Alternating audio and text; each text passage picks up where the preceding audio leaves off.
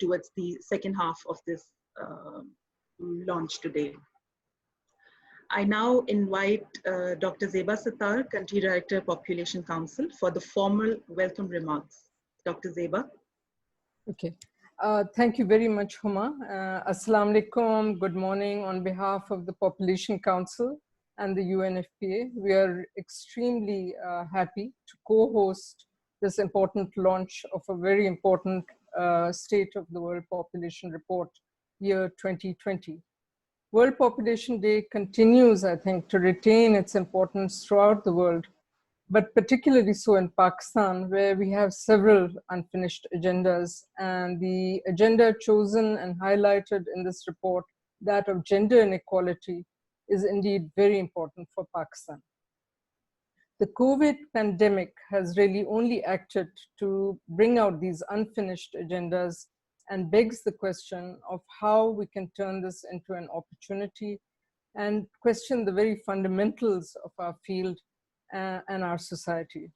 So today's report, entitled Against My Will, Defying Harmful Practices Against Women and Girls and Undermining Equality, is really, I think, an extremely powerful message to address gender inequality and injustice in its most violent and despicable form. The Population Council internationally, through its Poverty, Gender and Youth program, has really taken the lead on many of these very contentious issues that disenfranchise women right from childhood and through marriage and adulthood, such as female genital mutilation, sex-selective abortions, and violence against women and girls. I think we have been moving from doing the research into establishing the root causes, and now we are at the stage where I think we have a considerable body of interventions that can actually change things around. So therefore, in 2020, we are extremely hopeful. Our offices in Africa, especially Egypt, Kenya, Zambia, have made huge strides in turning around some of these practices. So in Pakistan, as you know, we may not have such a problem of FGM as we do in Africa and parts of West Asia, or of abnormally high sex ratios squeezed between the two largest nations, as is highlighted in this report, China and India, that have the highest sex selection abortion, sex-selective abnormal sex ratios. And we do not maybe have the highest levels of child marriage compared to Bangladesh and the rest of South Asia, but we do face huge gender inequality and severe biases in favor of men and boys and against women and girls. I think this is really the core of why we have such bad indicators, poor indicators for maternal health, why we have continuing high fertility and unwanted births. And I think we have to address the core issues, the root of what all this is, to change the lives of women and girls everywhere. So I would really like to give a chance, Huma. As you pointed out, we have esteemed panelists and esteemed audience to speak, to follow. I don't want to take up any more time. I just want to say that I'm really, again, I would say we are honored that UNFPA and us chose us to release the report with. I hope for Pakistan that the 2020 is a landmark year, and it gives an impetus to changing our values, changing our thinking, and doing something about the injustices that are holding us back. Thank you very much. Thank you, Dr. Zeba. May I also, I would like to welcome our esteemed parliamentarians. We have with us Senator Waleed Iqbal, and MNA Dr. Shazia has just joined us, Dr. Shazia Sobia Aslam. And we also have with us MNA Malika Bukhari. So I welcome all of you to this launch today. May I now please invite Ms. Leena Musa, Pakistan Country Representative, UNFPA, for her remarks. Ms. Leena.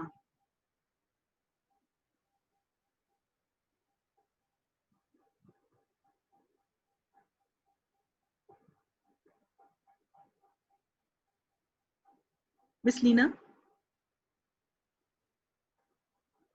you need to unmute your mic.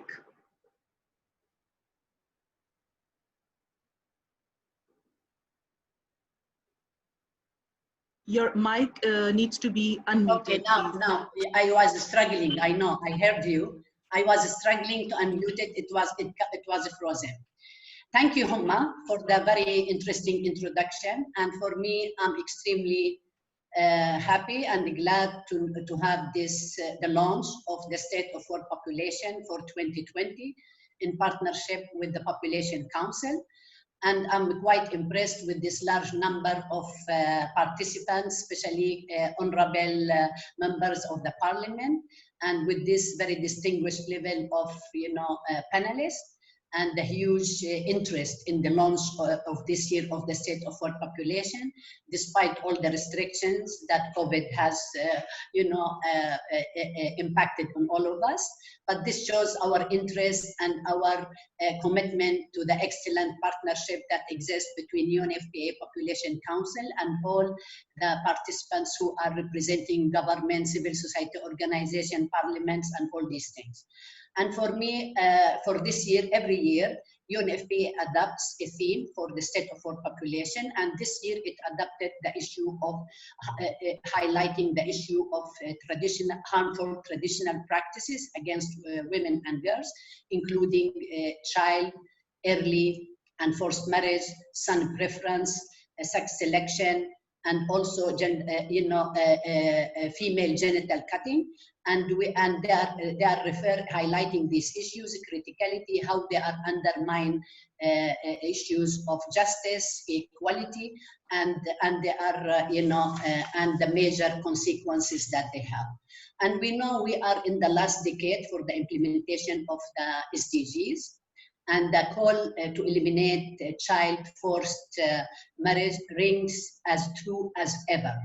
And that's why we feel that child marriage, unfortunately, it's prevalent and it's a common practice across the globe in many countries, including Pakistan. Even that if it's a small percentage compared to other countries, this doesn't mean that it is a huge concern, and we really need to work together to eliminate and to reduce this practice. And we know that the practice causes a huge vulnerability, increases vulnerability of young girls and women to sexual, domestic violence, and other forms of discrimination. It might lead also to a life-threatening consequences as associated with early pregnancies. We know maternal death. It is among some evidence shows this small group, a young group of women who conceive before the age of 18. They are susceptible to this type of increase in maternal mortality. Even I'm glad to see Dr. Shersha with us. He's the expert in obstetric fistula. Among the cases, mostly among young girls, child marriage cases, because immediately pregnancy and all these things. In addition, it undermines the well-being of these girls. And once we undermine their well-being, we undermine the well-being and the future of the whole nations. So for this year, the report is calling for, I know my colleagues, Samia and Dr. Aida and Dr. Samia will be presenting global and local context of the report. They will talk about these details, but it presents a call, this report, to global leaders, to governments, civil society organizations, UN agencies, development partners, donors, everybody to join hands to put an end to these type of violations, harmful practices against girls. And we know that to achieve this, we need to put the girls out front, especially those whose life has been interrupted because of social economic barriers like poverty, like disability, like forced migration, these refugees, and other ethnic minorities. And for UNFPA, as you all know, we have this huge commitment. When we adopt this mission, the 3 zeros, 0 preventable maternal death, 0 gender-based violence and harmful practices, and 0 unmet need for family planning. And for us, it is UNFPA who has been active and present in the country for almost 50 years. We have joined national efforts to advance the rights of women and girls in the country. We worked at different levels, national policy frameworks, and all these things. And most recently, since this issue doesn't have enough, because of the taboo cultural sensitivities associated with it, we have joined national efforts in investing on availability of data and evidences. And for the first time ever, the DHS survey in Pakistan conducted 2017 and 2018 included a module to collect evidence and baseline data on the issues related to gender-based violence. Following this, this very important instrument, we worked with the National Institute on Population Studies to do an in-depth analysis of child marriage. And also we worked with the Population Council on the political economy analysis on child marriage. In addition, we worked with the Punjab Commission on the Status of Women on women's economic and social well-being. So we are generating to some extent good level of evidence that will help inform the policies and programs. In addition, UNFPA has been working in putting services in place together with all our partners, civil society organization, government at the provincial and federal level.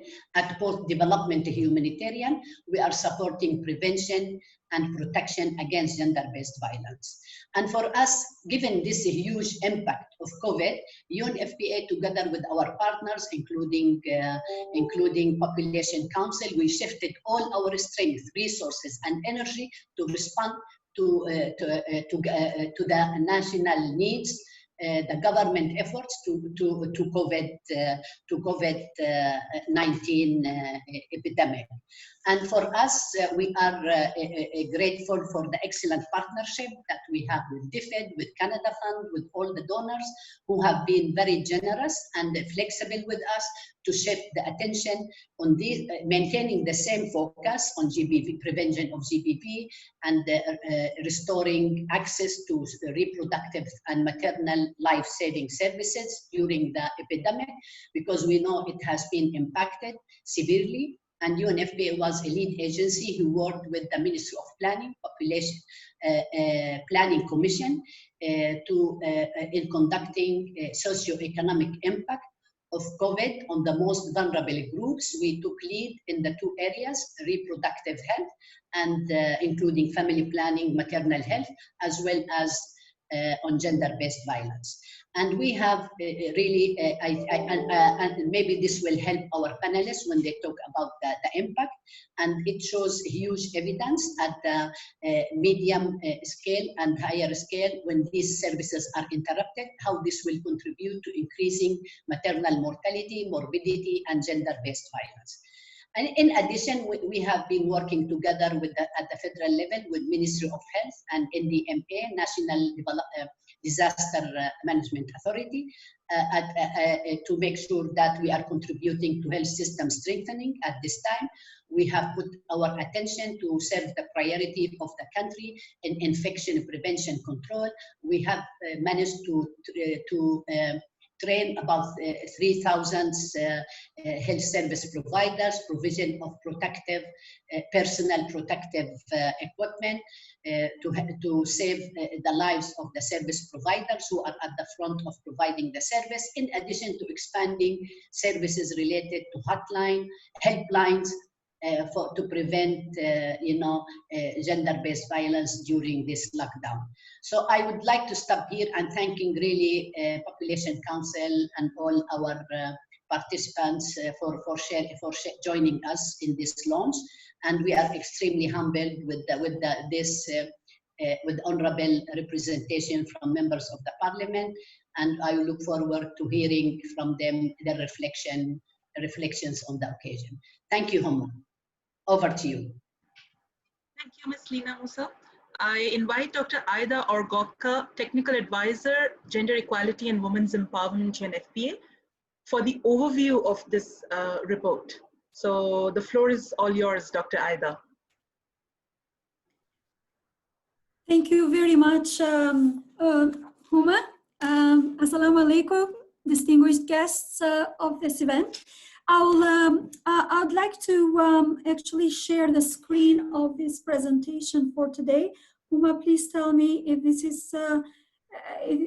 is possible. Yes, please go ahead.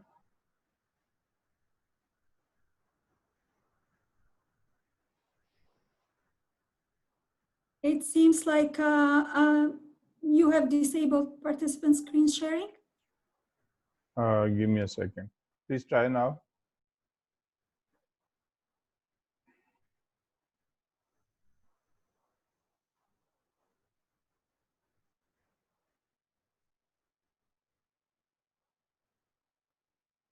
Okay, it's This is coming. showing. Yes. Great, wonderful. Thank you so much. Okay, so it's a great privilege to be able to actually have the opportunity to present the highlights of the UNFPA flagship report, State of World Population 2020. This report documents how three widespread harmful practices, namely child marriage, gender biased sex selection, and female genital mutilation, are devastating the lives of millions of girls and women around the world.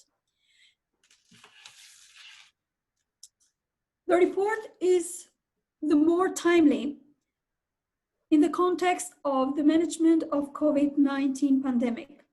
UNFPA estimates reveal that the pandemic is disrupting the efforts to end these harmful practices, thereby undermining the lives of more millions of women and girls.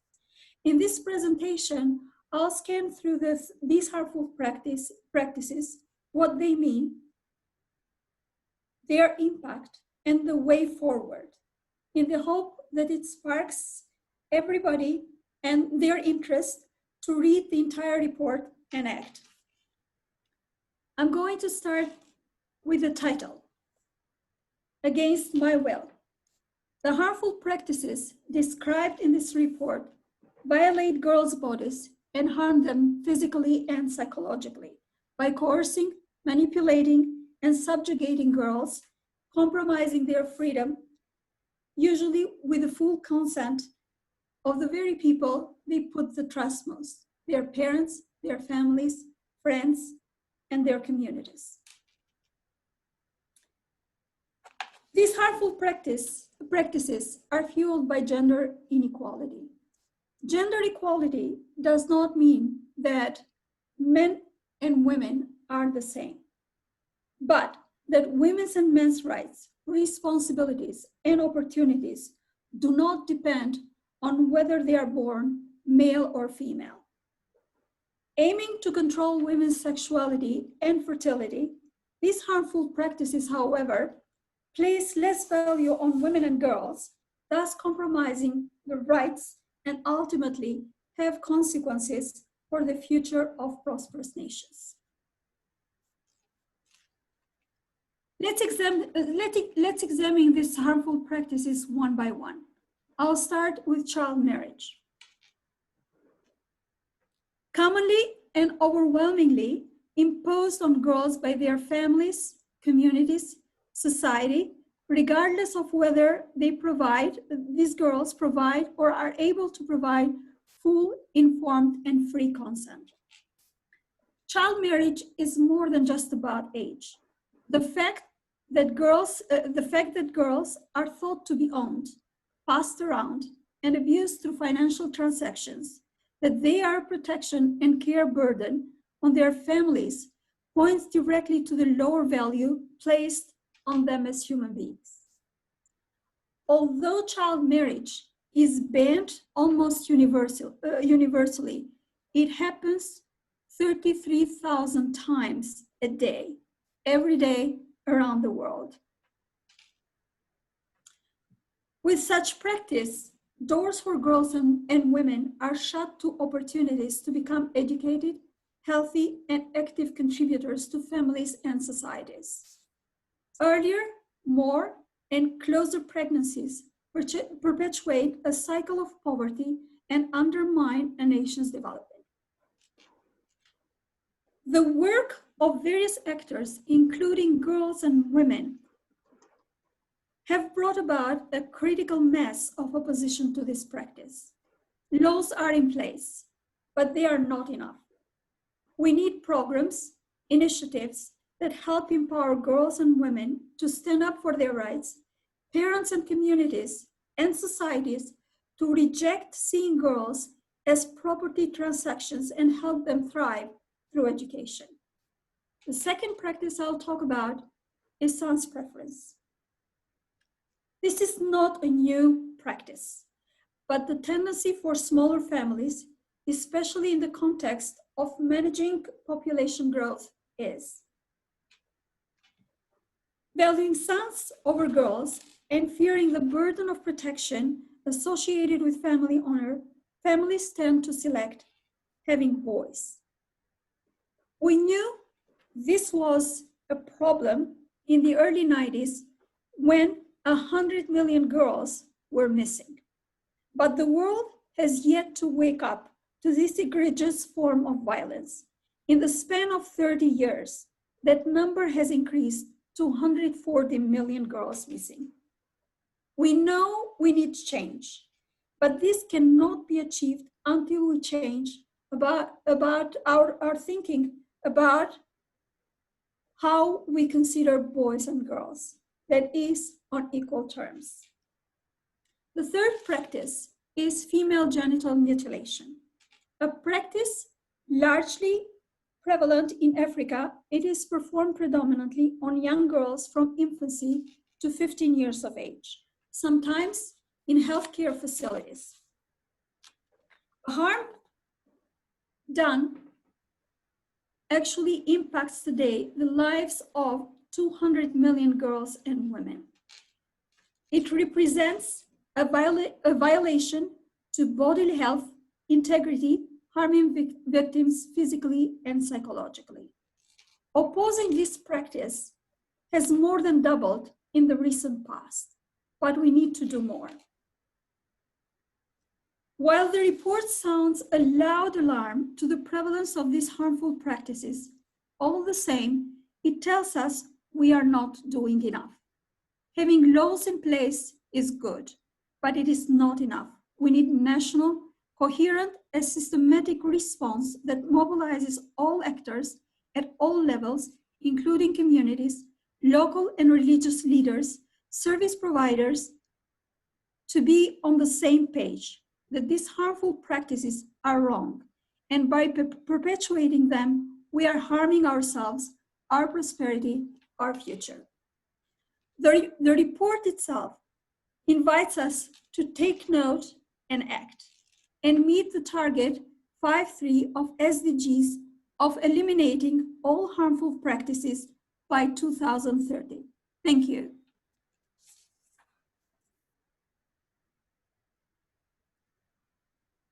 Thank you, Dr. Aida, for sharing the report findings. You may access the full report is available online at www.unfpa.org/swap, SWOP. So the full report can be accessed on the UNFPA website. And we are also promoting this report launch in Pakistan on social media. So please help us spread the word by using the hashtag #SheCounts. You may also follow UNFPA Pakistan social media platforms to like, share, and repost.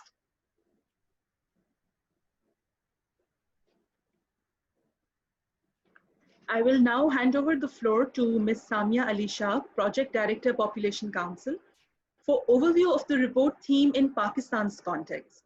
Ms. Samia. Thank you so much, Uma. Thank you, Khalil Saab, for putting up my presentation. So, ladies and gentlemen, Assalamu alaikum. My presentation will basically focus on contextualizing some of the key issues that the State of the World Population Report has raised. These harmful practices undermine women's equality and are also intrinsically linked with the reproductive health status of women in Pakistan. So this is sort of the general theme on which my presentation will focus on. So ladies and gentlemen, let's try to sort of build a profile of a typical woman who is likely to experience these harmful practices that have been sort of talked about in the report. So let's say we're going to meet one Samina from somewhere in Pakistan today. She is one of those 1.7 million girls in Pakistan who got married before the age of 18. She is one of the 6 million Pakistani women who have unmet need for family planning. And she is also one of those 9 million girls out of school in Pakistan. She experiences some kind of gender violence and she's one of those 8 million women who experience or face GBV every year. And she is one of those 74% of women in Pakistan who are not part of the labor force. So how has Samina found herself in this predicament? And this predicament of hers is basically a result of social-cultural factors and certain pragmatic factors. So what I will do is at first I will go through some of the social-cultural factors, and let's just sort of scan them. And the first and the foremost that we've just talked about the unequal gender relations, is obviously the low social status that she has in this society. And how is it manifested? There are obviously, there are myriad of facets of it, but I'm just highlighting a few. For example, you could see her poor nutritional status. 45% of women of reproductive age in Pakistan are anemic. She has low decision-making power in most of the household issues. Only 10% of women claim that they can take decisions independently about their health. And it's a documented fact that, even use of any contraceptive is higher among women who participate in one or more of the household decisions. Similarly, if we see hardly 50% of women in Pakistan are literate. And again, sort of trying to link it, since I work for Population Council, I sort of intrinsically link these things with some of the key reproductive health issues and challenges and how they're affected by this. So we know that female education is the best predictor of fertility decline. An educated woman is able to make better decisions about contraception and also improve her economic status. Now, I've already talked about that 74% of women are not part of the labor force. And even if you try to focus on the younger women and the age where most young people are engaged in some kind of vocation, only 25% of women are part of labor force in the age group of 24 to 29, as compared to 96% of men in the same age group. So now, what are the other manifestations of those social cultural factors? We've spoken about preference for son. I think, like it was earlier mentioned, that in our society, this son preference persists, and it persists across all levels of education and wealth, and in all provinces, very frankly. This maybe it isn't, abortions, sex selection abortions maybe are not that prevalent, but preference for son does influence our fertility behaviors. Here you can see that women who have 3 sons, 59% of them are happy to stop having more children. And when you talk to women who have 3 daughters, only 18% of them say that they are not going to have more children. So when this happens, this obviously means that there is a delay in contraceptive use. Women's health gets compromised because of the repeated pregnancies that women have to go through to give birth to a son. Now, another issue that has been raised is of child marriage. So I mentioned it in my first slide, and you can see the regional comparison here. Yes, regionally, we are better off. Only 18.3% of ever married women in the age group of 22-24 reported that they married at the age of, before the age of 18. But do you realize that that 18.3% is actually 1.6 million girls?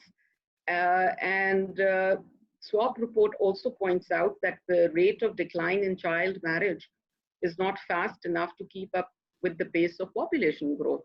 So even though percentage way, maybe we are better off, and there has been a decline in child marriage.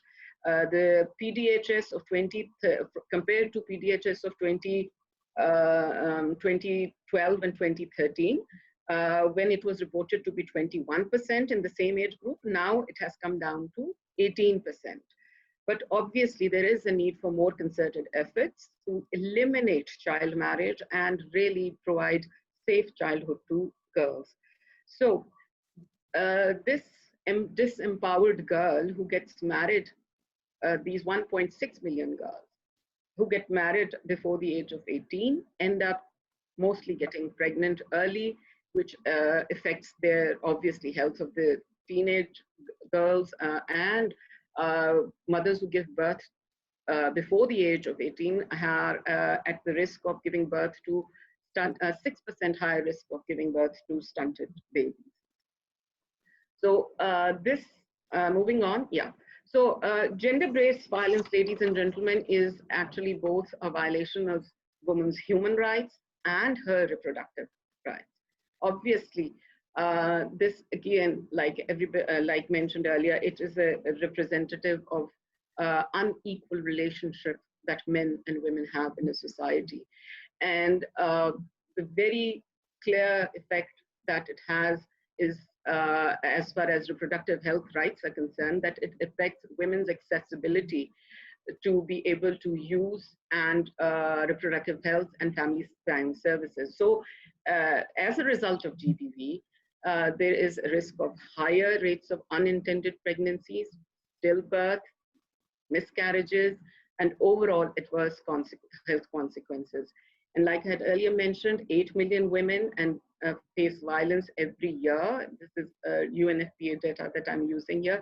And out of these, 4.7 million face physical or sexual abuse, and 3.3 women face emotional violence. Now, this is sort of a very quick snapshot of the socio-cultural context in which these harmful practices take place in our society. Now I will move on to the pragmatic factors. Ladies and gentlemen, these pragmatic factors are critical in our context because this is an area where effective public service delivery can alleviate Samina and women like Samina who can alleviate their problems and can provide them some relief. So what are those pragmatic issues that we are talking about here? For example, there is a very clear lack of access to reproductive health facilities here. The public service facilities in Pakistan are not providing family planning services. The Khalisa, could you just move on, please? Yeah, thank you, this one. And then obviously there is very limited doorstep family service provision for women like Samina, whose mobility is compromised because of the social cultural factors that we've mentioned. And then there is lack of information. There are so many misconceptions about family planning, its fear of side effects, and last but not the least, at the policy level, we are spending only, in the needy survey done for 2018-90 tells us that the per capita family planning expenditure in Pakistan was less than $1. So in this situation, really, these pragmatic factors combined with the socio-cultural reasons that I mentioned earlier, they result in what we call, this frequent pregnancies, and unwanted births in Pakistan. If you could move on to the next slide, please. So just to sort of give you an idea, every year, 9 million pregnancies take place in Pakistan. Out of those 9 million, 5 million pregnancies are planned, are wanted, and 4 million are unwanted or unplanned. So what happens to this 4 million unwanted pregnancies? Out of these, 2.2 end up being induced abortions. It's a very high rate of induced abortions.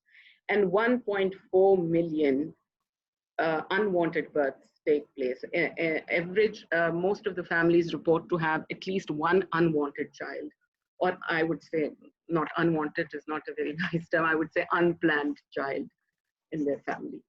So a very strong family planning program can really, at least stop this trajectory that I'm showing you here, and where really the 5 million pregnancies, wanted pregnancies, can take place easily.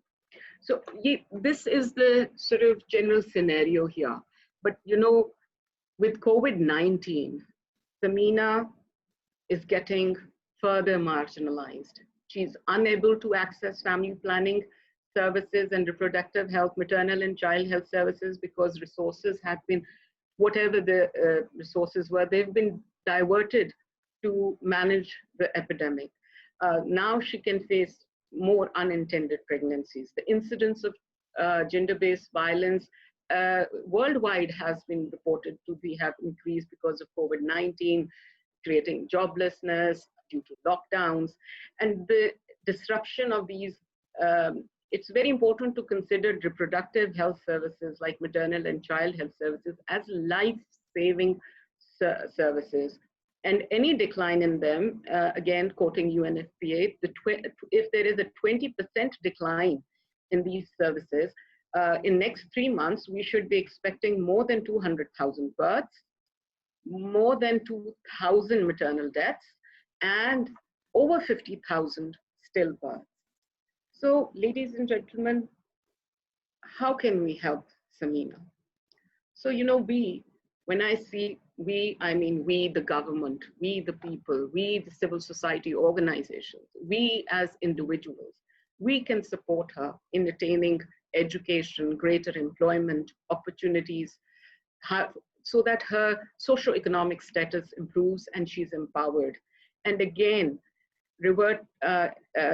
important point, invest more in reproductive health. Well, actually, COVID-19 has brought out very clearly that we should be investing generally more in health sector. And obviously, in this context that we're talking about, it's very important that FP services and information are provided to avoid repeated pregnancies and prevent maternal deaths. We must eliminate child marriage so that our girls can realize their full potential. And please don't leave Samina alone in emergencies or in disaster situations, because this is further compromising her access to life-saving reproductive services. And now, I would, towards the end of my presentation, I would like to highlight that yes, there is hope for better future. The mean age in Pakistan at marriage, mean age at marriage in Pakistan is rising, it is above 19. We do see a declining trend in child marriage in Pakistan. Social norms are being questioned. More and more girls are getting education. Right kind of policies are put in place. I will refer to the Council of Common Interests recommendations on rapid father. It's a very clear roadmap that if it is sort of diligently undertaken, it can bring a turnabout. And lastly, these are the individual champions that give us further hope. You can see here the disability rights champion, Abia, and CEO of National Forum for Pakistan, whose father proudly supports her in her fight for disability rights globally. Next to her, you can see Malaka Noor. She's the vice captain of Pakistan's football team, and she's from Mansehra, by the way. And her father supported her when everybody around him was telling him that girls belong to kitchen only. And then you can see in the next slide here, Nisar Malik, rising from the ranks in inland revenue services. He's now an inland revenue officer. He has two sons, two daughters. He did not make his wife go through repeated pregnancies to have sons. Even though coming from a smaller town, he's supporting his daughters in their education who are about to become doctors. Then next to him, you see John Kennedy. His daughter has recently joined Foreign Service of Pakistan. He himself is a driver in the Federal Bureau of Revenue. And then celebrities like Shamil Khan, who actually become role models for showing their daughters as joy, as a blessing in their lives. So this is, ladies and gentlemen, the context in which Pakistani women are evolving. And with this, I would like to end my presentation. Thank you so much. Thank you, Ms. Samia. I'll also welcome MNA Noreen Ibrahim and MNA Malika Bukhari for joining us. Thank you very much, Ms. Noreen and Ms. Malika. We have organized a panel discussion with sector leaders to discuss the impact of COVID-19 on girls and women in Pakistan. And I invite Dr. Ali Mir, Senior Director Programs at Population Council, to moderate the dialogue. Dr. Ali Mir. Thank you very much, Huma.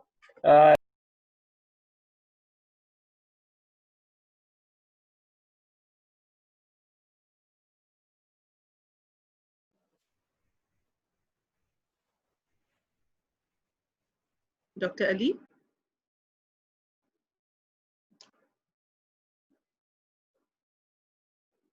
Dr. Ali needs to unmute. Okay. Yeah. Can you hear me now? Yes, Dr. Loud. Yeah. Okay, well, ladies and gentlemen, Assalamu alaikum. We are today very honored to have with us three very eminent panelists to discuss the impact of COVID-19 on the lives of women and girls in Pakistan. Our first panelist is Mr. Malik Kamran Azam Khan Rajar. He is the Joint Secretary and Director General Development at the Ministry of Human Rights. He overlooks the ministry's special initiatives and development programs, and he regularly represents the government of Pakistan at international and UN forums, including the European Union Program for Promotion of Human Rights in Pakistan. He holds a master's degree in law. So, sir, Mr. Kamran, I would like to begin by saying that we know that nearly 8 million women in Pakistan are faced with gender-based violence, and our recent Population Council research shows that during the current pandemic situation, many families are facing great hardships and which are resulting in increasing stress at the household level that often results in gender-based violence. So, sir, in this situation, what are the strategies or efforts that are underway by the government to help families overcome gender-based violence? In short, women who are experiencing violence, whom should they contact and from where they can expect help? Mr. Kamran.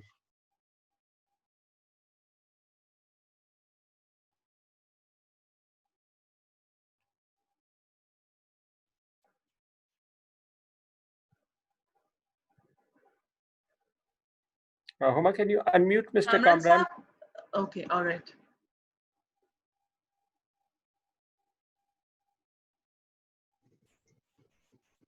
So, can you hear me now? Yes, we can hear you, Mr. Kamran. Okay, perfect. Thank you very much, distinguished participants. Assalamu alaikum, and a very good morning.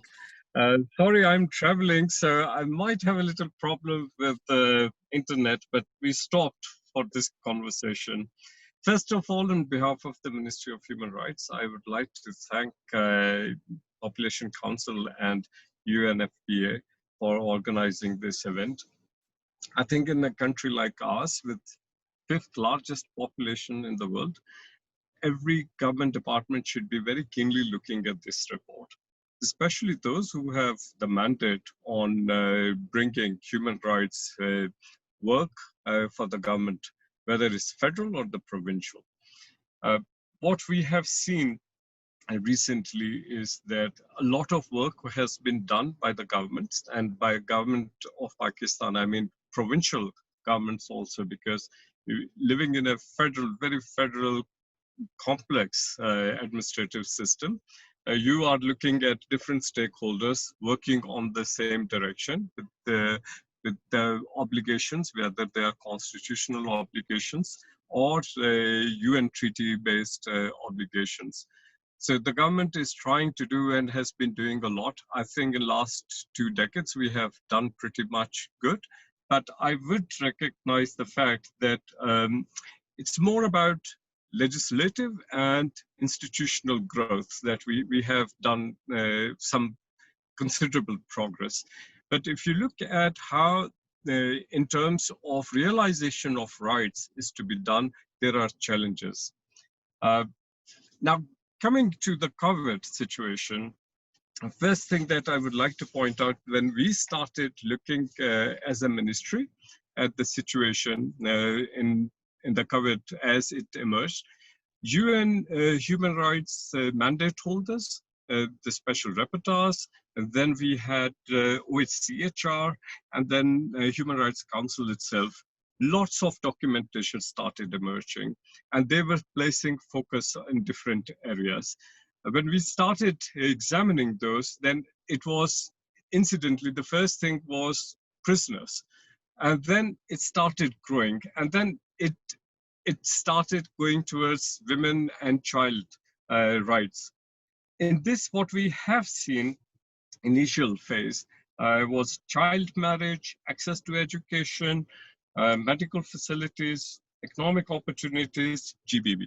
Although earlier reports were suggesting something else, but emerging data started telling us that there is to be a focus on this. Now, initially, what we have done is that we spoke with ministries, different federal ministries, and DMA.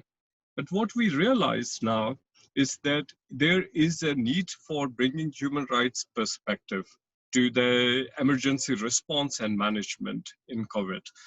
So for that purpose, we have established a new platform. This platform has a collaboration of a UN agency with us as well. And that is going to bring a new entire work, which will go to different stakeholders, because for Ministry of Human Rights, it's very difficult to include its own work for every other stakeholder. What we have done so far is that it is going to be NDMA and other federal platforms where COVID is being treated as an emergency response. So in coming weeks, we will be talking to different stakeholders, not only just the federal, but the provincial. And hopefully within this, we will be able to create the first set of right-based approach in the response system that is emerging. So this is what the Ministry of Human Rights at this point of time is doing. There are a lot of focus areas, but when it comes to women's rights and child rights, the Ministry of Human Rights has a more dedicated focus, for the fact that this ministry actually evolved from being a women development department in the government of Pakistan. So there is a greater focus. We are receiving information, we are responding to that, but institutional response will require a greater collaboration with the provincial authorities, because a lot of work is to be done there. Now, one thing in which we are working, and UNFPA, I understand, has as interest of collaboration also with the Ministry of Human Rights, That is the helpline that we have, a national helpline, which is toll-free. It is to be upgraded in software, so where the women who are victim of violation but are unable to even speak, they will be able to access this system and record their incident of violence without actually speaking. So there is a development of software. We believe that in coming weeks, we should be able to launch it. So these are some of the things on which the Ministry of Human Rights is working. And hopefully we will be also to bring a different approach in the reporting mechanisms within the provincial governments. So thank you very much. If there is any comment or any question, I'm very much available.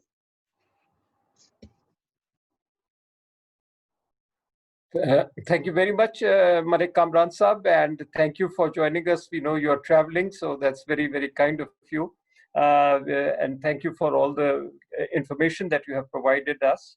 We'll now move on to our next panelist, Ms. Summer Manila. Ms. Summer, are you online? Ms. Summer Manila is a human rights activist and a documentary filmmaker. She has graduated from the University of Cambridge in Anthropology and Development. She started a career challenging culturally sanctioned forms of violence against children and women in the remotest parts of Pakistan through documentaries. And Summer continues to advocate against child marriages and harmful cultural practices through innovative mediums. Her work has won her numerous international awards, including the Human Rights Award and the Leadership Award from United States. So, Ms. Summer Manila, you will probably agree that unlike many other countries in South Asia, the incidence of child marriage in Pakistan is more of a cultural practice. Do you think that in this current COVID-19 situation, how will it impact or influence this practice? And could you also enumerate some of the steps that can be taken at the societal and programmatic level to really eliminate this practice from our society? So, Summer, we would like to hear your views on this. Thank you so much, Ali Mir Saab, and thank you, Population Council, for having this very important event, online event and panel discussion organized. So thank you. For my presentation, I will be focusing on 3 areas. I'll be starting off with discussing the anthropological perspectives of child marriage. Then I'll go on to the drivers of child marriages in Pakistan. And then I would like to share with you some of the solutions and the way forward that I personally feel are effective and relevant to Pakistan. So when it comes to child marriages, in the context of Pakistan, we have to remember that child marriages here is an area that has several names, forms, and faces. Rarely will a child marriage be reported or heard of in an urban environment or setting. There is a widespread silence towards such culturally sanctioned forms of child marriages, and they are predominantly practiced in our rural areas. Such customs and traditions are practiced to actually perpetuate status quo. And it is also a symptom of a patriarchal society that outweighs egalitarian laws. I'll be talking about some examples of egalitarian laws later. Child marriages, in my experience as a researcher, as a communications person, is predominantly practiced in the garb of culture and traditions. And this does not apply to Pakistan alone. We have examples like Devaki in Nepal, which is a practice where girls are offered to temples by relatives who want their prayers to come true. Then there's an example called Juma, which is offering of a baby girl as a gift to God in Burma. Then there's an example of Trukosi, which is again a form of customary servitude. Then in Afghanistan, we have Bad. Even in Iraq, we have compensation child marriages. But in our context, in my experience, we have Swara, Sanchatti, Vani, Irjai, Adobado, Vattasata, Ghag, and several other names for this particular form of violation. So I'll be sharing with you some of the examples later when I talk about the solutions. This is again an example of how this particular custom or form of child marriage was actually challenged in KPK through a documentary. Now, when it comes to the culturally sanctioned forms of violence against children, there are other indigenous means of alternate dispute resolution mechanisms whereby disputes, often murders, are resolved by handing over girls, often minor, by the aggressor's family to the aggrieved family. We can show these slides later when we come towards the solutions. Thank you. Thank you so much. The girls, through this particular form of marriage, enter unceremonious wedlock because it is a form of punishment. The girls are not supposed to be treated humanely. Ghag is another custom. It is a binding public declaration of right over a prospective bride. And again, there is no consent involved in this particular form of marriage. It could be a little girl, it could be an unborn child. And again, in Punjab, we have examples of Vattasata, of Pet Likhi, where a child who's not even born is verbally promised in marriage. In Sindh, we have Adobado, we have Irjai, which is again another name for Swara or Vani. And although all these human rights violations are practiced in the name of culture, culture itself, we have to remember, keeps evolving.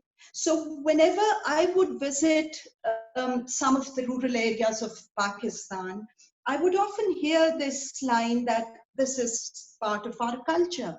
But if you conduct an in-depth research, you realize that cultures are integrated pattern systems. If one part of the system, for example, economy changes, other parts change as well. So when it comes to the harmful practices that we see today, these were not necessarily practiced in the same form in the past. So there is this convenient adaptation of culture when it comes to these kind of marriages. In the past, this particular form of child marriage was just a symbolic gesture, a custom where girls were actually treated well and sent back with gifts, with a chadar, back to their parents. So basically, it was just a symbolic gesture to punish the other family. But now it has turned into a form of revenge. Again, when you look at the different traditions and culture, they speak of good and honorable behavior towards girls and women. But those particular customs we don't see anymore being practiced. So this is something that needs to be further research that how culture itself is being used in a way where it is being exploited in different ways. Earlier, to show his repentance, the accused, instead of giving his girl in marriage, would resort to traditional means of dispute resolutions. For example, nanawate. For example, a woman would put her veil over the accused as a symbol of repentance. So again, these were all symbolic gestures, but now we don't see those egalitarian laws being practiced anymore. So this argument that this is part of our culture needs to be challenged. Today, again, we have to understand that increased economic disparity can deteriorate cultural practices that are placed at high normative value. Although at an objective level, swara or compensation child marriages is strongly perceived as un-Islamic and as a practice that, even though curtails conflicts, does not resolve conflicts. It persists and is socially accepted. Now, what are some of the drivers? Again, I'll be talking about the drivers, keeping my own experience in mind. So why girls? Why is it so that girls are the ones who end up paying the price for someone else's crime? Why is it that the girls who are otherwise seen or considered as the family honor end up paying the heaviest price to restore family honor? So harmful practices are rooted in gender inequality. They often cause lasting harm to girls' health, education, and future opportunities. So when it comes to the drivers, for me, I think two areas. One is the very concept of honor, and son preference needs a lot of understanding, and we need to shed more light on these two areas. So customary practices, son preference, the concept of honor associated with girls are some of the areas that need to be understood in depth. In Sindh, there is a proverb which means that killing a girl for honor is like amputating a rotten finger. In KP, it is said that a girl without a nose or honor will die miserably in desolate places. In Sindh, especially within Sayyid families, a girl can be made to surrender her share of inheritance and preserve the purity of family by getting married to the Quran. Childhood experiences and expectations where a girl is asked to preserve the pag ki laaj, or the family honor, is again something that perpetuates inequality and stereotypes and, of course, biases. So these were some of the examples that I wanted to share with you. Now I'll move on to some of the solutions, again, based on my own experience. So we must identify first the narratives contributing to attitudes and behavior of different actors. Then we can change culture of silence and stigma through innovative tools, cultural and indigenous tools. And that's what I do as an anthropologist. So in order to challenge the custom of giving girls in marriage, minor girls in marriage, back in 2003, I made a documentary on this custom, which was not like a provocative documentary, but I wanted the religious leaders, local religious leaders, the Jarga leaders, the tribal leaders, and little girls to give their testimonies. And then that film was used for advocacy and lobbying for legislation. The same film was then used as evidence in one of the first petitions in the Supreme Court of Pakistan. We can show those images now that were being shown earlier. So the very experience of how a film, a sensitively made film, can lead to legislation itself was an experience for me.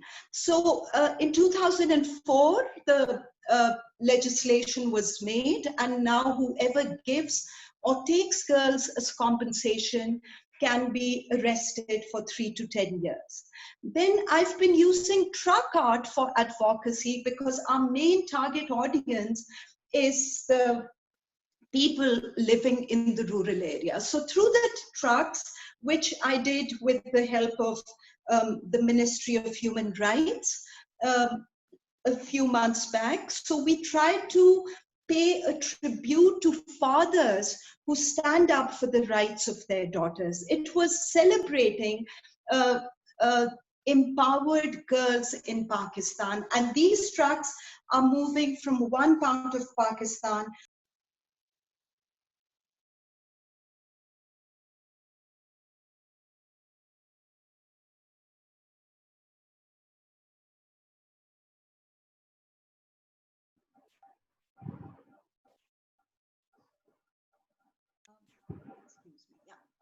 So in order to expect change, we have to work on innovative strategies that are people-friendly, that are culturally sensitive strategies, because child marriage is a multi-layered issue.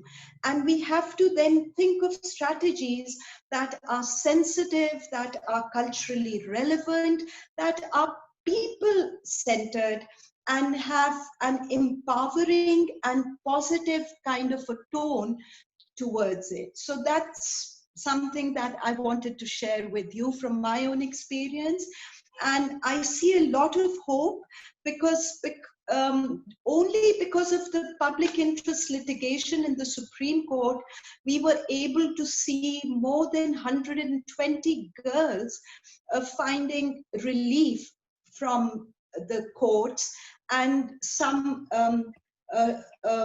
committees were set up throughout Pakistan, which were led by the IG police of Pakistan. So these are the little examples which I think do make a lot of difference and amplify the message that we are trying to give out. Thank you. Thank you. Thank you very much, Sama. That was a very enlightening presentation. And also thank you for highlighting the fact that in order to eliminate this practice, we need culturally sensitive, relevant, and people-centric strategies. So that's very important. We can have for perhaps maybe 2 or 3 minutes, if it's possible. Huma, can we have a few questions for Samar, if that is possible? Sure, Dr. Ali. So we have received a question which asks, we are protesting against female marriage, but why are we silent about issues faced by male child through child marriage? Okay. Yeah. Samar. So, yeah, again, that is a question that is always asked. Why not men? Why not boys? Again, we all have talked about the global statistics, we have discussed the local, regional statistics. So it is a known issue that girls are the ones who are disproportionately paying a price for these human rights violations because of the status they enjoy in our society and all over the world. So yes, boys are very, very important. That's why I personally want to work with young boys as well.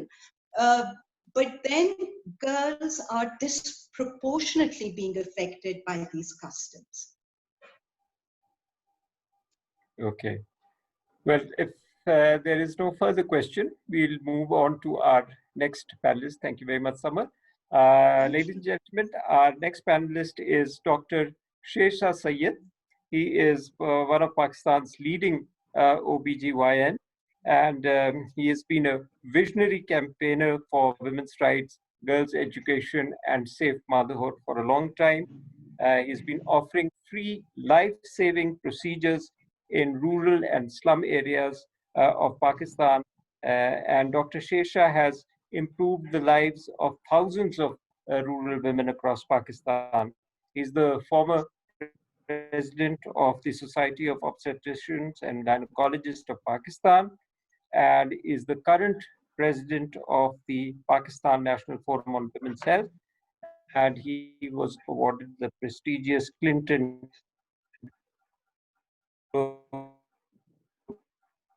Initiatives Award. So over to Dr. has been a major contributing factor to the high unmet need for family planning in Pakistan, which leads to unintended and unwanted pregnancies and that contributes to maternal mortality. This is to dealing with COVID patients. To what extent do you think that the pandemic will aggravate the suffering of women in Pakistan? And the question is that what measures can be taken by the government and the private sector to help women at this critical time can take, and how can the private sector, including all levels of providers, contribute in reaching out to women with reproductive health and family planning services and information? Dr. Shesha, please.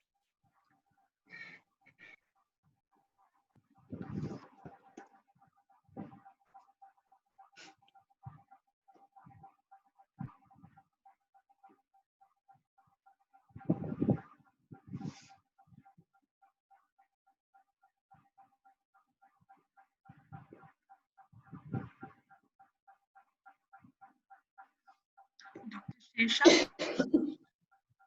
Can you hear me? Yes, we can hear you.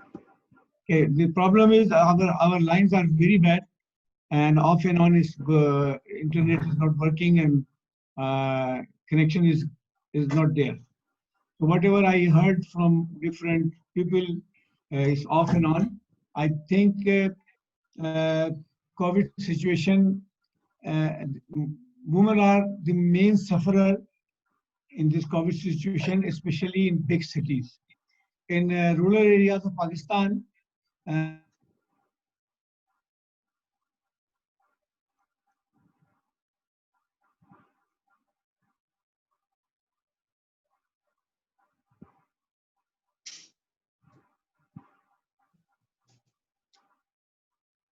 think Dr. Shesha has lost his internet connection.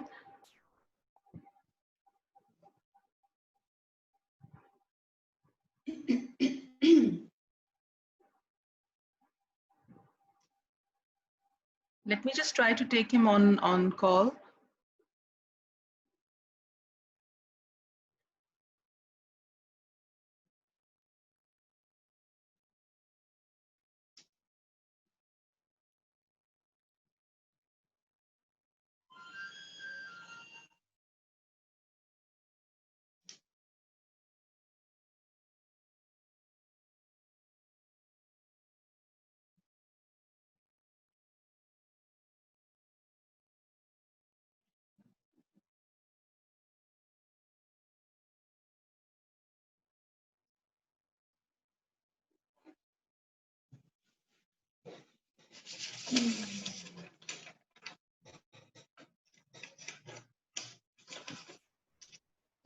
Dr. Ali, we have Dr. Shesha on the phone call. So I'm just putting him on the speakers. Dr. Shesha, can you hear me?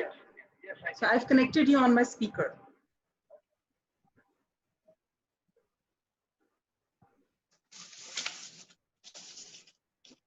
We can't hear him, madam. Yeah. So what I was saying that our hospital was open and providing service for 24 hours. Suddenly, there was a very big traffic in our hospital.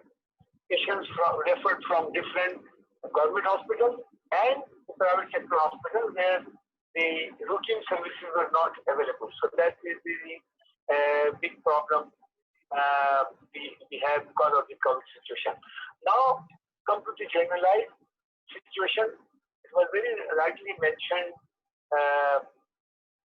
about those 9 million pregnancies and 4 million unwanted pregnancies and what's happening with them, and the last presentation about the Mini and all these things.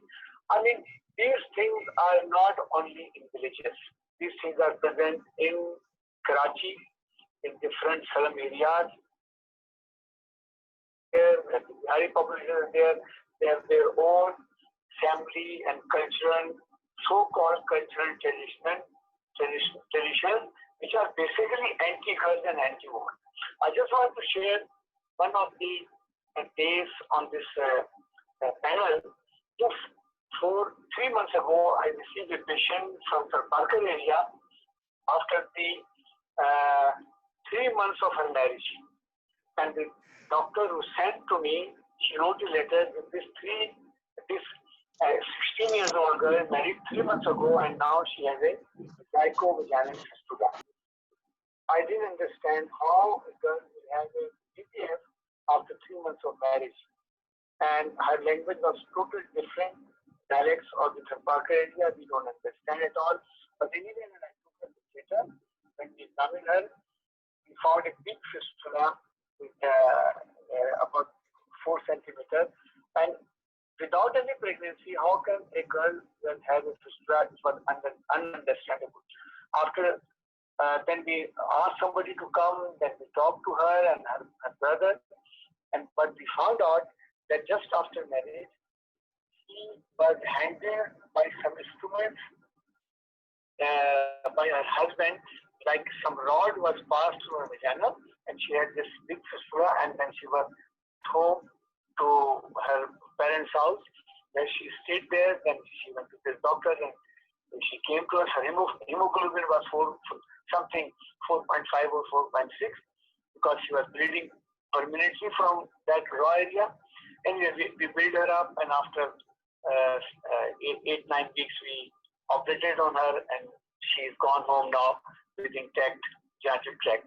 So these kind of things are happening everywhere, in village, in big cities, and unfortunately, the government services are not available in most of the cases.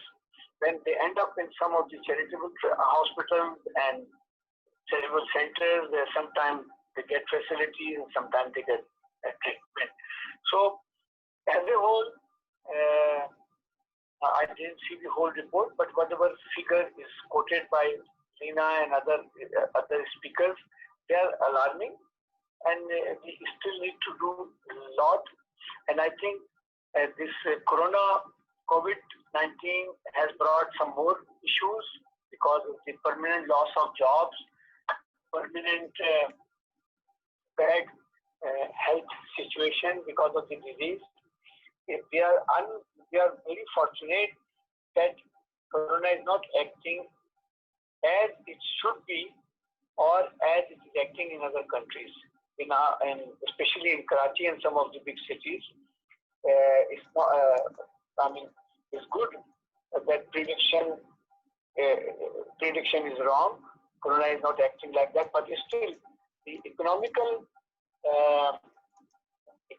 situation is not good, and ultimate sufferer are the girls. And in the last presentation, different slogans they have put on the back of the trucks. That is very good idea. And in Karachi, during Corona, we did a Never Watch program in which more than 300,000 households were contacted with the help of the UNFPA, and our more than 600 volunteers went to these households, and they provide information and leaflets and handbills to the families. And we were surprised to see that very, very poor families, they wanted to discuss this, and they wanted to know what kind of help is available from the government or some NGOs or whatever. So this kind of activity, one of the activity was to put slogans on the back of the rickshaw, and we have a lot of pamphlets which were moving around in the slum areas with slogans, and that I think that worked a lot. So I don't know if you are hearing. If there's any question regarding this, I'm ready to answer. Thank you, Dr. Thank you. Shesha. I Thank will you very keep you much, on the Dr. phone call. Shesha. Yeah, that's very, very kind of you, and also for highlighting the disproportionate suffering of women during this COVID-19 situation, especially after the health facilities are closed, and especially the reproductive health facility closure is having an impact on women's health. So, if there are any certain comments or questions for Dr. Shesha, I think Dr. Saima Zubair had something to add. If Dr. Saima Zubair, you are available, she represents the Family Physicians Association of Pakistan. Or any other question that is directed to Dr. Shesha.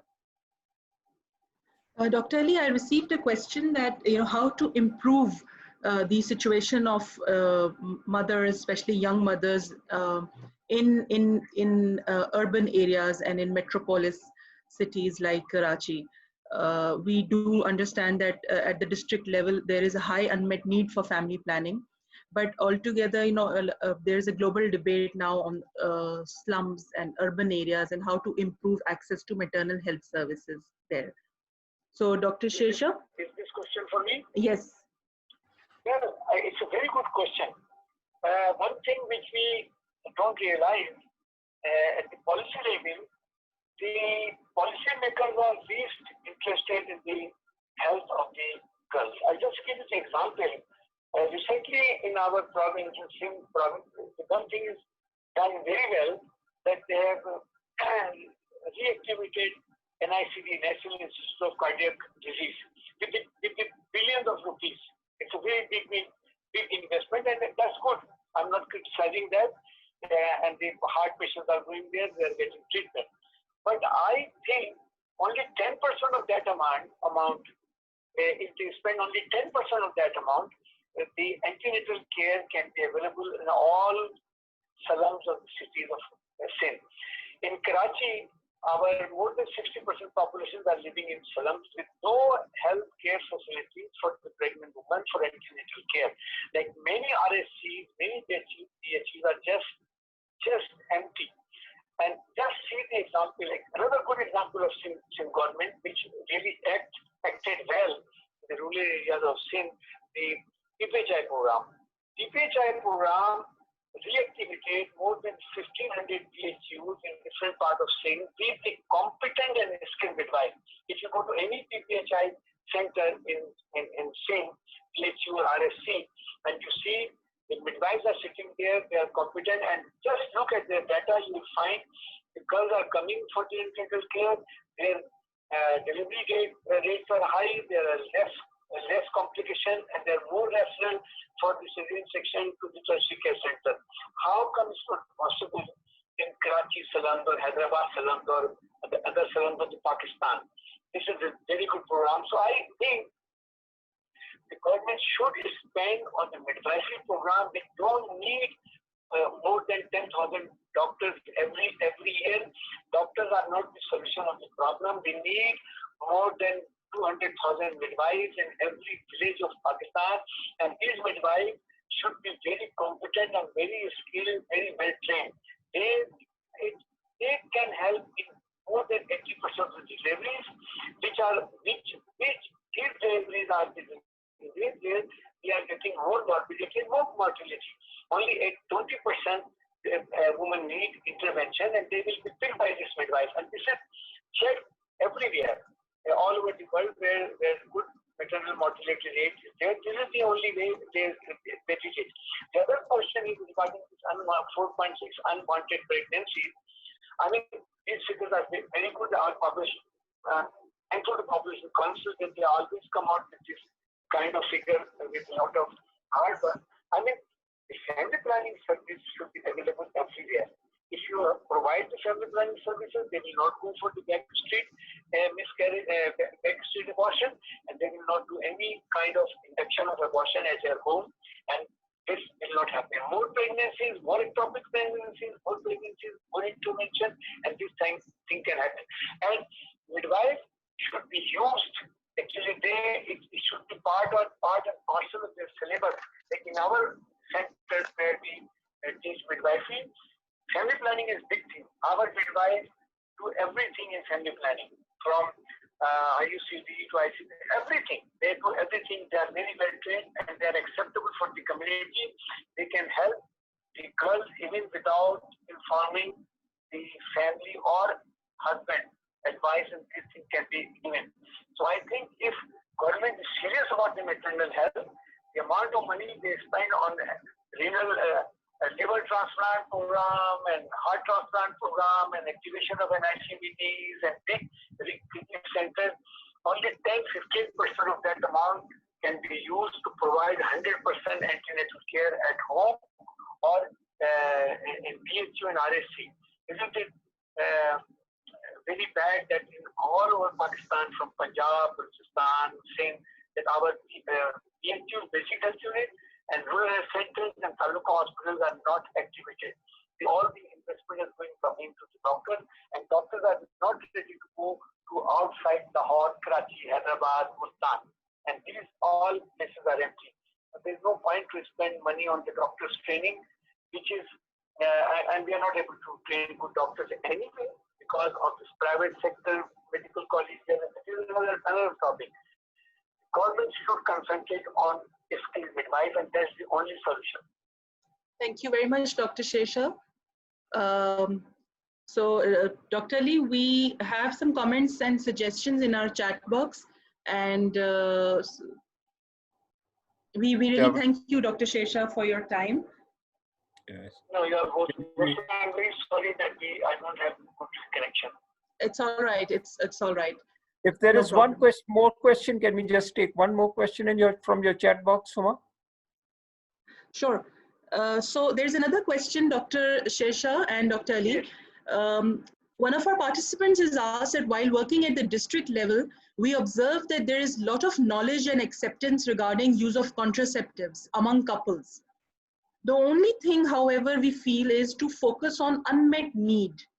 So there is a greater need to work at grassroots level and expand the quality of family planning services to at least the village level.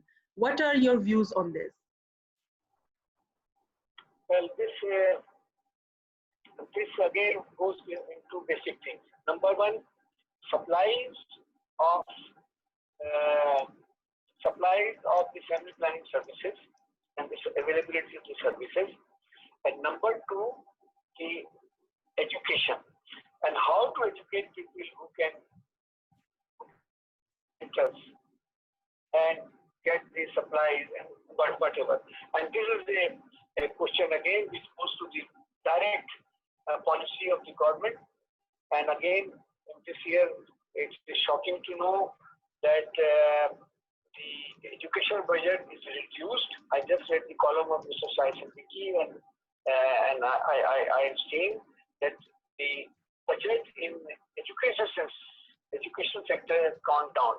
And the government has again another different kind of priorities. They are more, I mean, just give you the example, the governor of Punjab has wanted to introduce a system that in Punjab universities, you will not get a degree without passing an exam of Quran into translation. This is another discussion. Instead of spending money on this kind of thing, they should spend money on the basic primary education.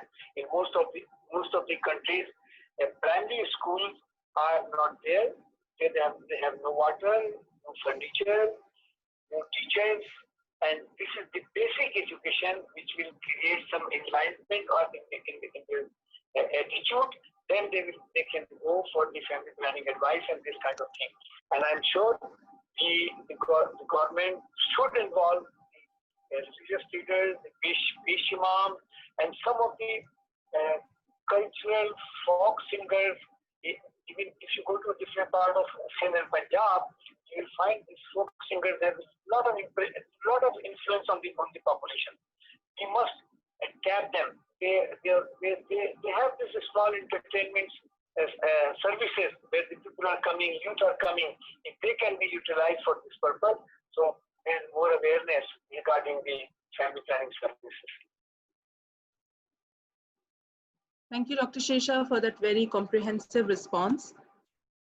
So I don't see any other further questions regarding this subject.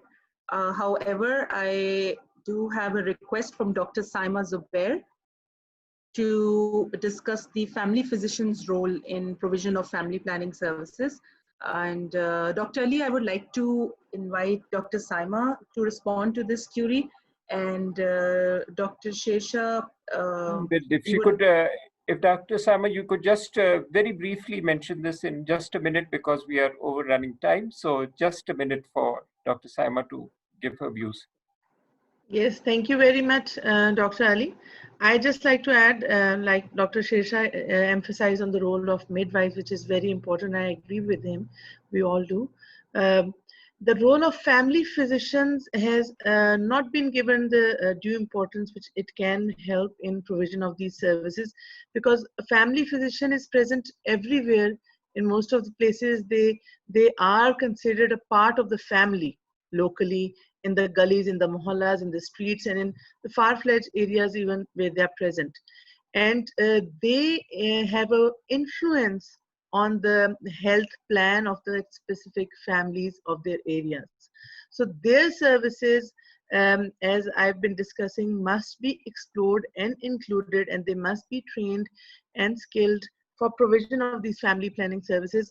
This is a cadre which is lying, vacant in regards to the family planning services, which they can offer very conveniently at their doorsteps of the people living nearby clinics, because they have their own circle. All the people in the vicinity, they visit their family physicians and the GPs of that area.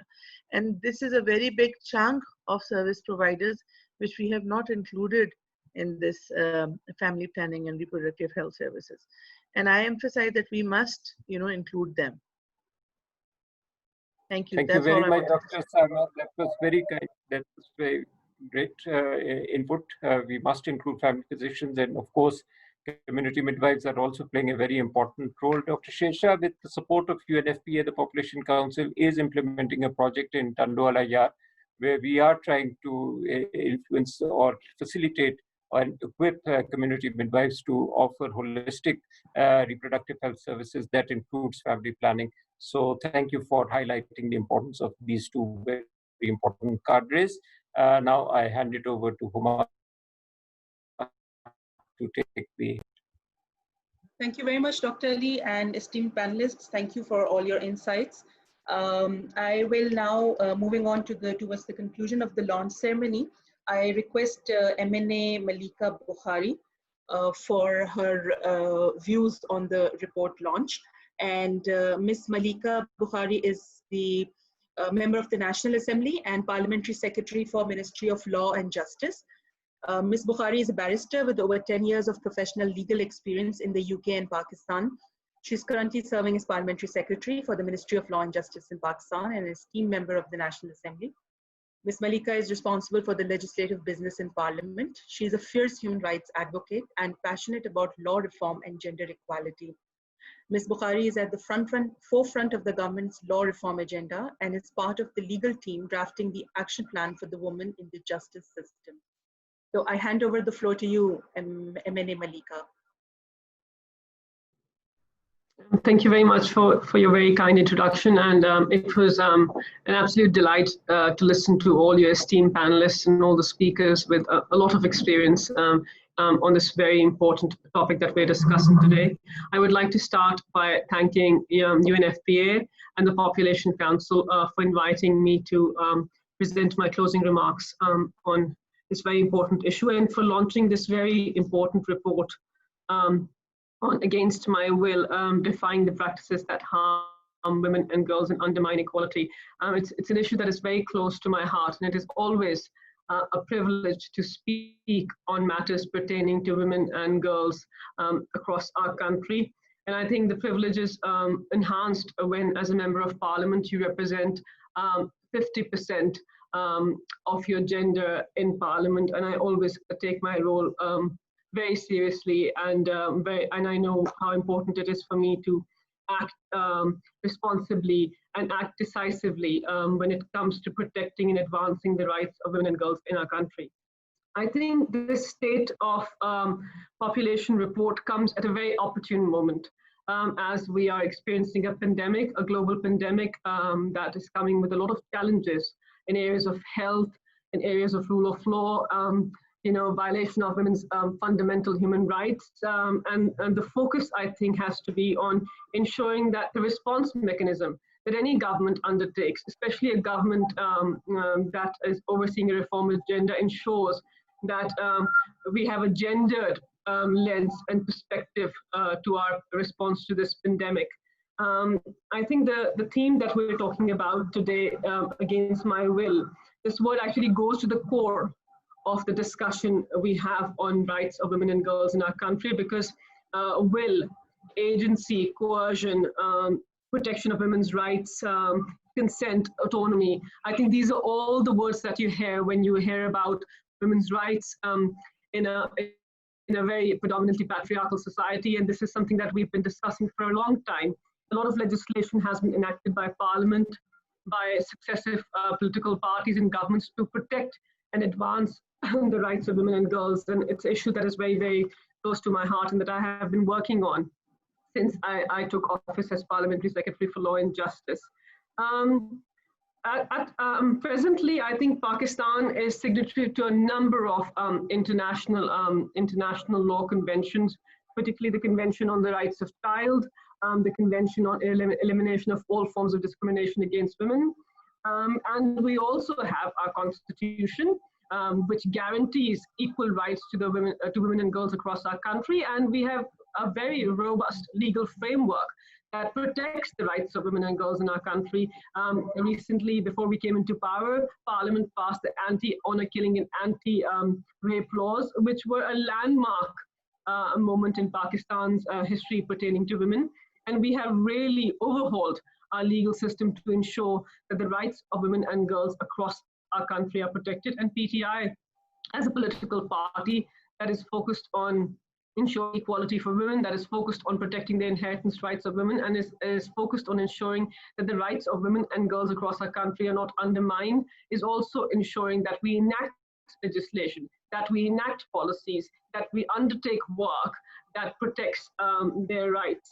I recently spoke in Parliament on this issue as part of a budget speech, and I think that also goes to the core of the discussion that we're having on the will of women, on the rights of women and girls, and the protection of young children against marriages.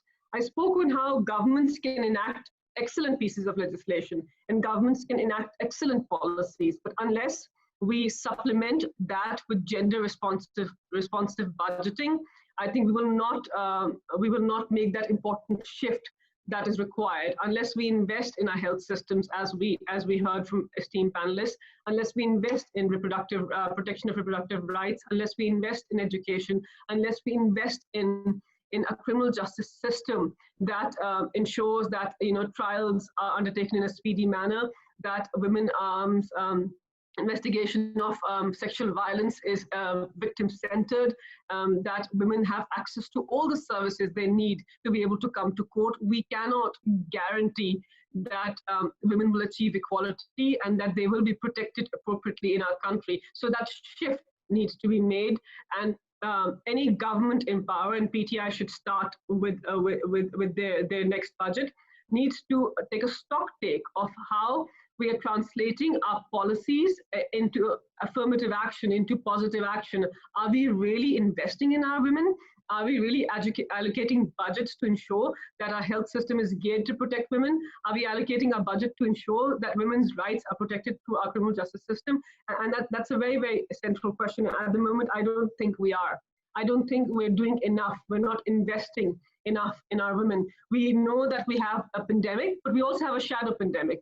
And the UN Women has produced a report on it, and it talks about how 234 million women in the last 12 months globally have experienced violence, and the cost of this violence is 1.5 trillion, and that's a huge cost. And any government that wants to boost its economy, wants to portrays democratic values, needs to ensure that all these discriminatory practices all these laws that protect women are implemented appropriately. And that's the challenge that I always face as a legislator.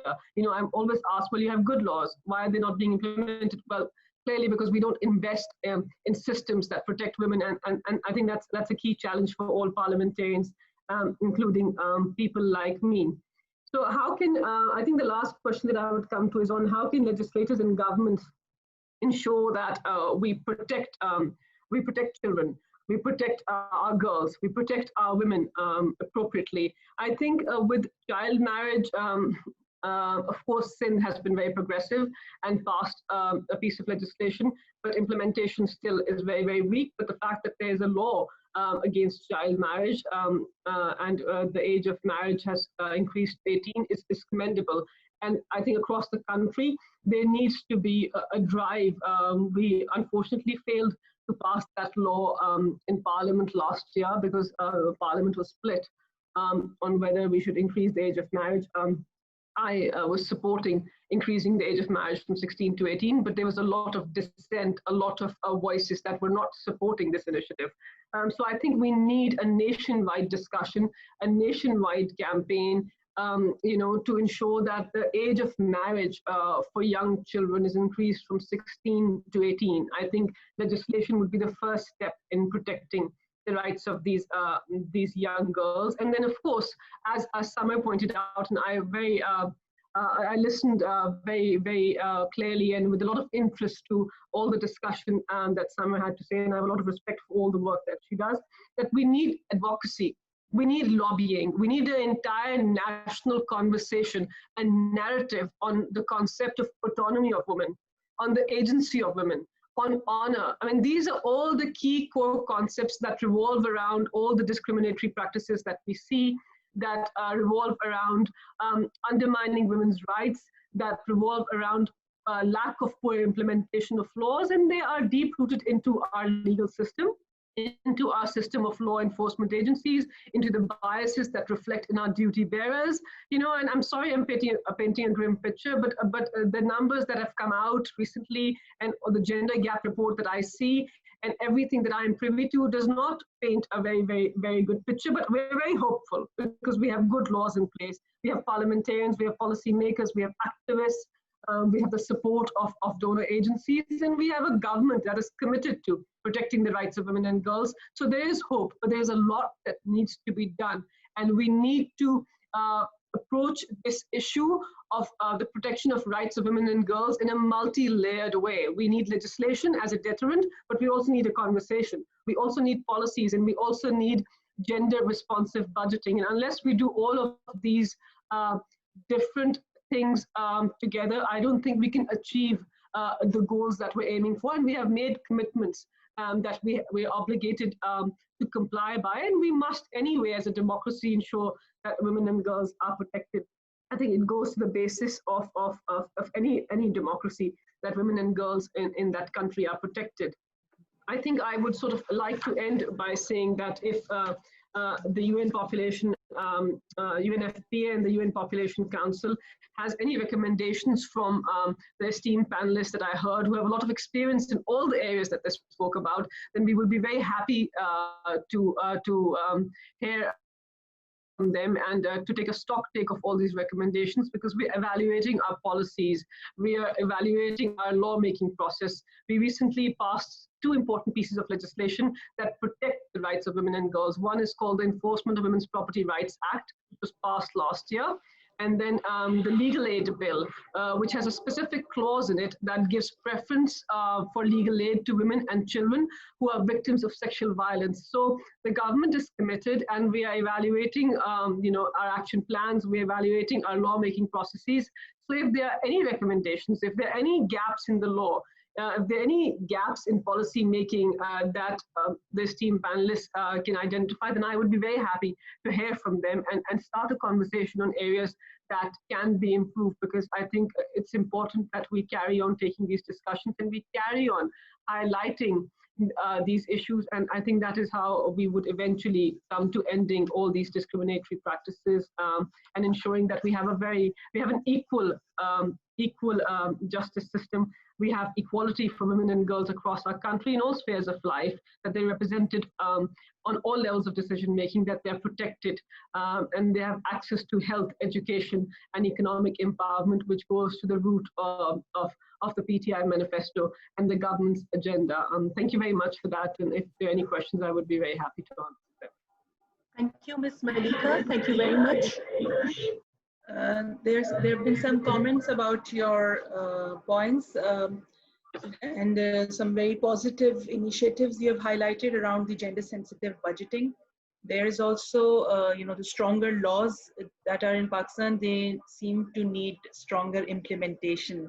So we must all, as civil society leaders, as policymakers, work hand in hand to find solutions to promote the agency of women in Pakistan. With this, I will move towards the conclusion of the launch today, and I invite Senator Waleed Iqbal for his concluding remarks. Senator Waleed took up the elected office as member of the Pakistan Senate, and he represents Pakistan Tehreek-e-Insaf from the Punjab province. Currently, Senator Waleed is the chairman of the Senate Standing Committee on Defense. He is also a member of the Senate Standing Committees on Law and Justice, Parliamentary Affairs, Water Resources, and Rules of Procedure and Privileges. Senator Iqbal has a law degree from Harvard Law School, and he is one of Pakistan's leading corporate lawyers with nearly 2 decades of teaching experience in the fields of law and economics. So, Senator Waleed Iqbal, I invite you for your concluding remarks.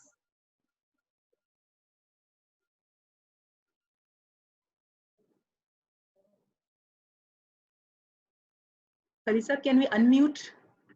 Okay. Yeah, I have unmuted, so I hope I can be seen and heard by everybody.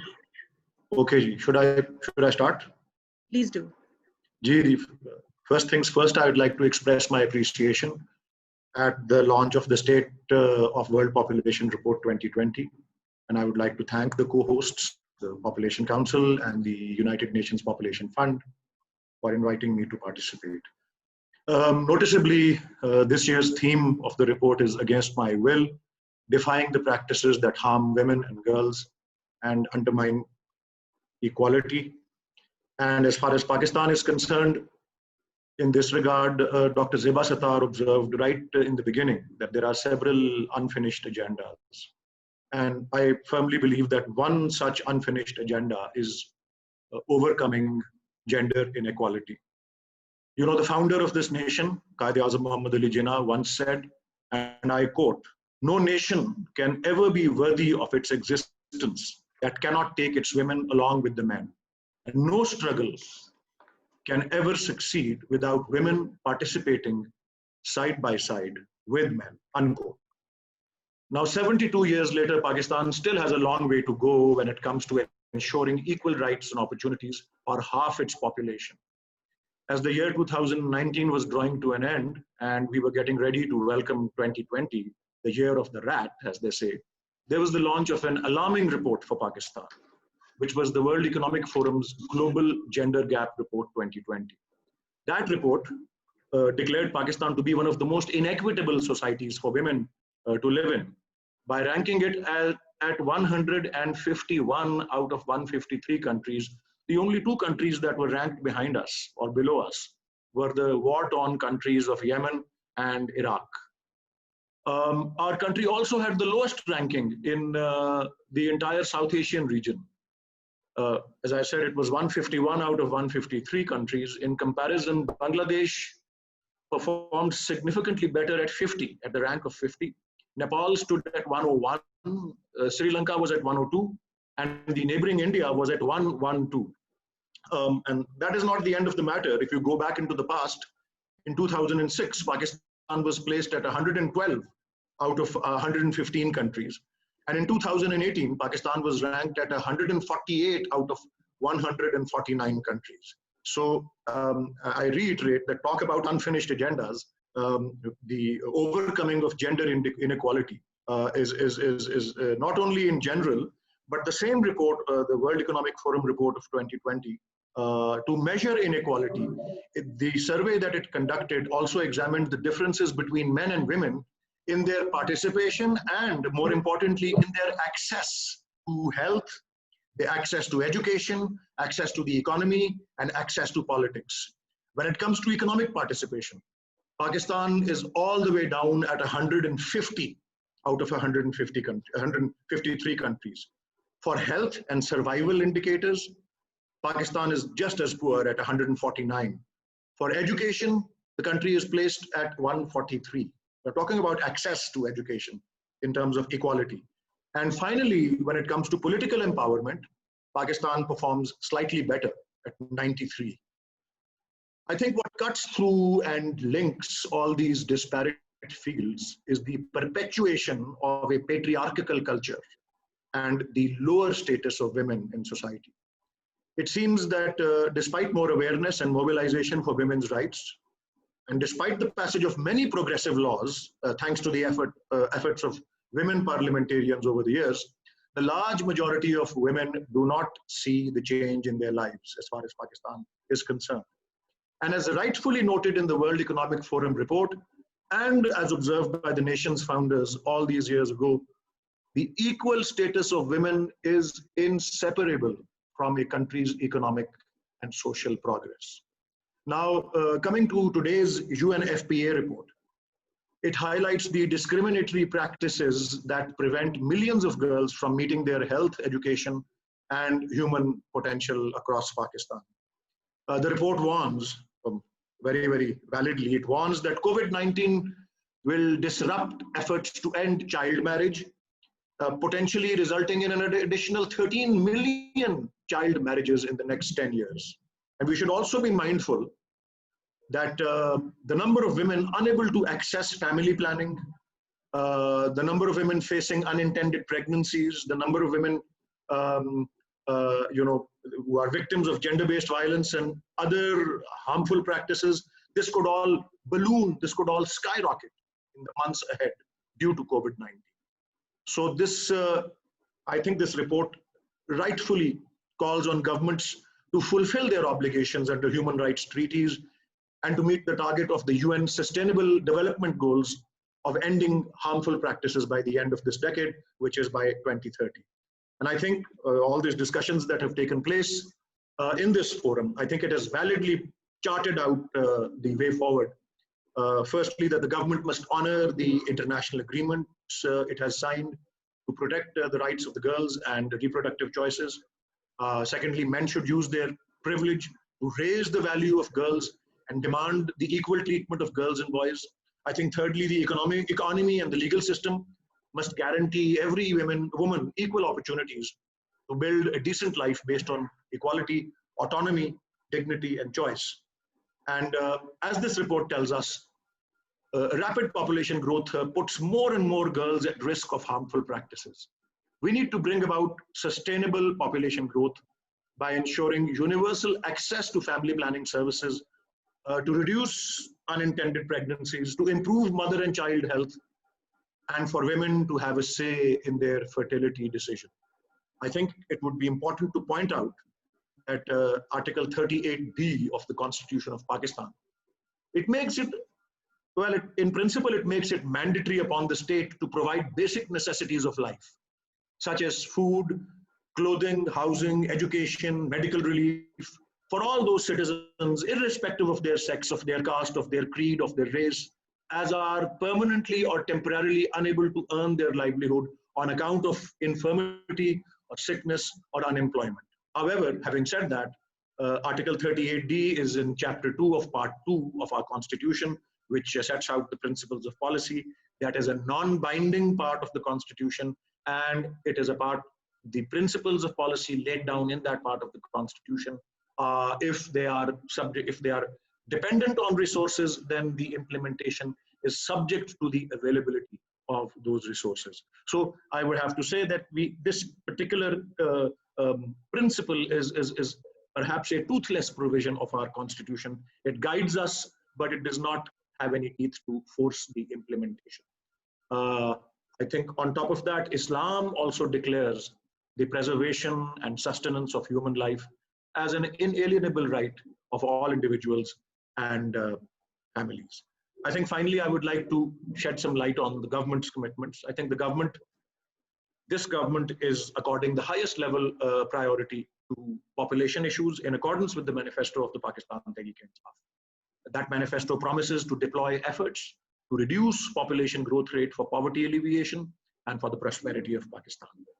Federal and provincial task force meetings are held under the leadership of the President of Pakistan, Dr. Arif Alvi, and the provincial chief ministers for the implementation of the recommendations of the Council for Common Interests that were developed in 2018 by the National Task Force constituted by the Supreme Court. I believe Dr. Zeba Sattar is also a very key part of that National Task Force. The recommendations of the Council for Common Interests have identified 8 broad sectors and 33 specific recommendations on implementation measures to manage the alarming growth of population by provincial governments, regions, and by the federal government. The government has started several poverty alleviation and citizens empowering initiatives so that girls, women, men, and young people are at the forefront of development in the country. These initiatives include the SARS program. By the way, in this present budget, the funds allocated for the SARS program have undergone an increase from 187 billion rupees to 208 billion rupees. So there has been an increase of 21 billion rupees in the allocation for poverty alleviation. And this is to address the most poverty-stricken part of the population of this country.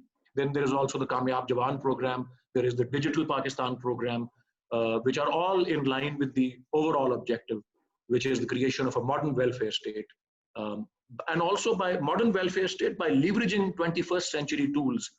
These tools are like using data and technology to create safety nets, promoting financial inclusion and access to digital services, supporting economic empowerment of women, focusing on the central role of human capital formation for poverty eradication, economic growth and sustainable development, and finally overcoming financial barriers to accessing health and education. Just before I close, I wanted to point out, because this subject came up several times during today's forum, which was child marriage. And incidentally, just 2 days ago, there was an article published by a renowned activist with a renowned activism lineage, a lady called Sulema Jahangir, who's the daughter of renowned lawyer and activist, human rights lawyer and activist, the late Asma Jahangir. And the article was titled "The Age of Consent." And in that, she has pointed out that even though the Child Marriage Restraint Act makes it an offense to marry a girl below the age of 16 and a boy below the age of 18, in Sindh, it is 18 for both sexes. But having said that, the Majority Act of 1875 holds that every person domiciled in Pakistan would attain the age of majority at the age of 18.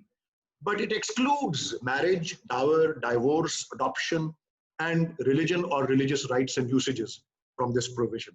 So in effect, a person below 18, a person below the age of majority under the law of Pakistan is not able to vote.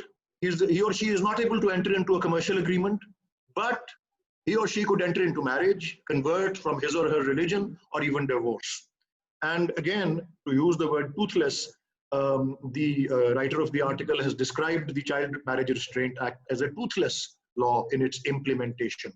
On top of that, there is growing international consensus that child marriages need to be eradicated.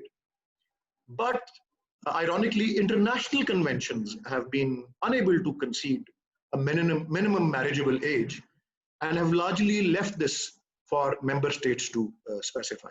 So I did feel it to be important, as in the beginning of this discussion, this forum, this meeting, Dr. Zeba Sattar pointed out that there are several unfinished agendas. The unfinished agenda, as it relates to the gender equality and harm being caused to women and to girls in this country, I felt it my duty to highlight what that unfinished agenda is, and to whatever extent the government can do, the commitments of the government to also shed some light on those, which I hope I have been able to do. Once again, thank you very much for inviting me, And I am available for further assistance going forward in this very important matter of population, sustainable population growth, and also gender equality in our country. Thank you very much. Thank you, Senator Waleed. बहुत शुक्रिया आपका, and it was great hearing from you about the government's initiatives and the commitments that the government is making to manage the population issues in Pakistan. So with this, we come to the conclusion of the launch today. But before we go, I request all my dear participants, if you could please switch on your cameras, and we could take, a group photo, an e-group photo on Zoom. That includes me as well. Okay. And I'll request Khalil and Ikram to take some screenshots, please, of our esteemed participants.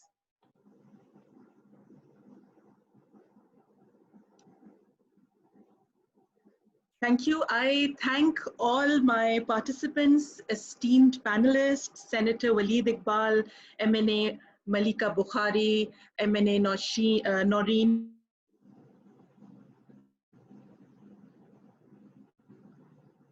and Population Council leadership, and the teams who worked tirelessly to make this launch a success. We will share the report and the presentations that were made during the meeting with all of you over email. With this, I thank all of you once again for your time and for your support. Have a very good afternoon, and Khuda Hafiz.